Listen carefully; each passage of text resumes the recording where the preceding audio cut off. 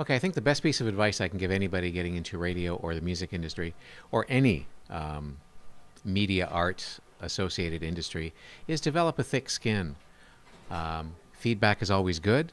I think one of the things that I had a tough time with, because I was younger, I was 21, 20 or 21, is taking everything so personally. So when people made comments about, your show is good, but you can improve by doing, A, B, and C, or your song is good, but what maybe try changing the tempo here or changing the lyrics here is to learn to separate yourself from your work, because anybody who is making comments about you, they're not really about you. They're about you on air. They're about you as a singer or you as a songwriter. So I think it's important to develop that thick skin and being able to differentiate between what's a personal attack and what is simply just a comment on something that you've worked on, whether it's an essay, from a student standpoint, if it's an essay or a project, if you're in the TV or radio industry, it's a script that you're working on. It's a bit that you did that could be improved, and I think it's an important skill to learn to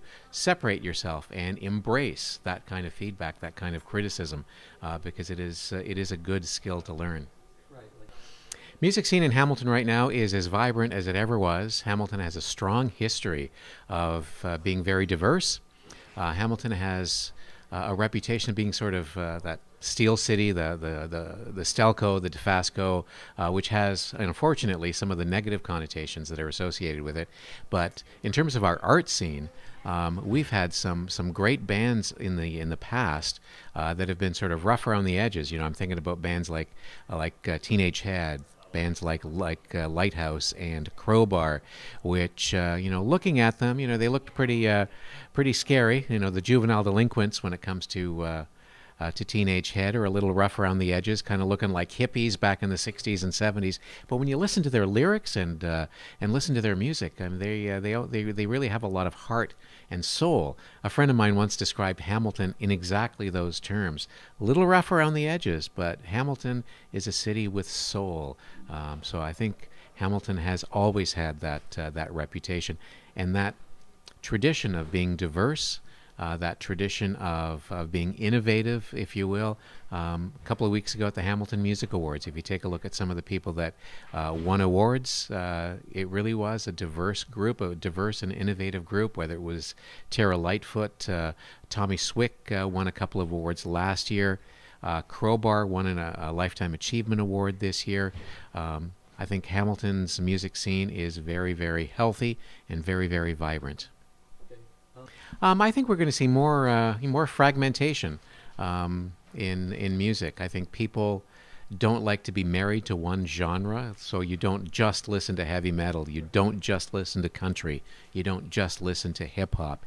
People do recognize the value of good music. I suppose if good was a genre, that's what everybody should be listening to. So I'm thinking we're going to see a lot of bands that are really hard to define. At times they'll have a soul feel to them, a hip-hoppy R&B feel to them, and there will be times, on an album or another track that they'll produce that might be a little bit more country or a little bit more folky or a little bit more something else. I think we're going to see more fragmentation in music. Well, these days you've got people doing roots music like Harrison Kennedy. You've got Tommy Swick. You've got Tara Lightfoot, who won a few awards at the Hamilton Music Awards. Her sensibility a little bit more folk, a little bit more country than others. A singer-songwriter out of Brantford named Missy Bauman also is from the Hamilton area, yet is kind of fresh and innovative in her own right. So again, kind of tough to define what Hamilton music is other than it's diverse. So Hamilton music is many things and probably will continue to be many things, and we'll do it well.